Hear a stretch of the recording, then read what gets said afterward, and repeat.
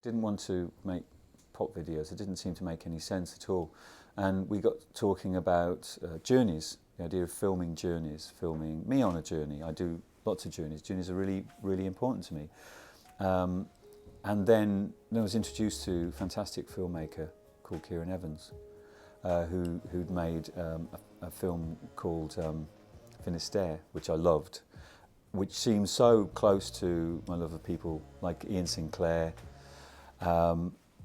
people who write about the overlooked parts of cities, and that fascinates me. And so we met up and got talking. It was clear that we were coming from the same headspace, and I looked at what he'd done, loved what he'd done, listened to what he was saying, and he got it straight away.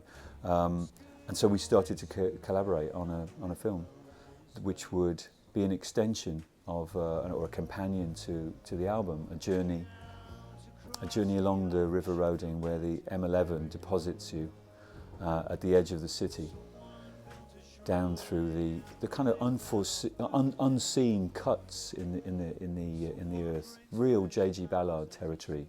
I love Concrete Island. It's a big book for me, that, and the idea that there are these hidden spaces that we just go past all the time. And we've been filming in some of those valleys and cuts between roads that I've travelled for decades, and they're extraordinarily beautiful in the way that they have been formed by the traffic of joggers and dog walkers and skateboarders and graffiti artists, and these bridges and underpasses and pylons that you walk through the legs of, and steel gates that what's behind them.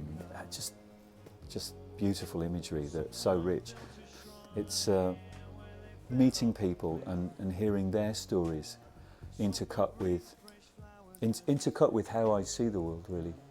My words of a journey from the M11 to the ocean.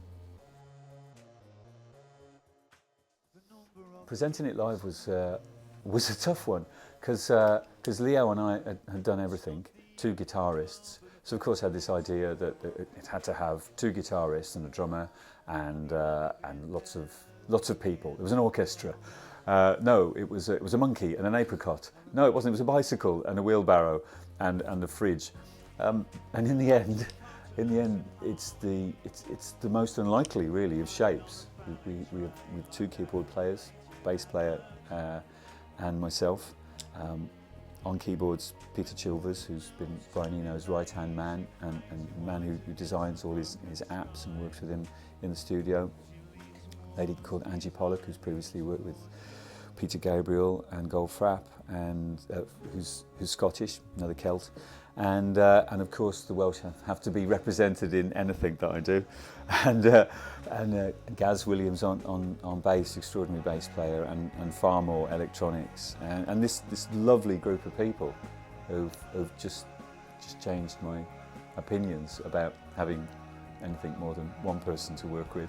But also working with Bruno Poet, who is the lighting director who we work with on Frankenstein, works with the English National Opera, and creates some of the most beautiful lighting and staging that I've seen. And I just wanted to explore working with theatre, really, with the idea of theatre presentation, again with our own LD crew, but just working with another voice, someone that had a different opinion from outside of a group of people that have been together pretty much 30 years, really. And sometimes it's just good to have another voice come in. So it's a fantastic journey, and we want to start really modest.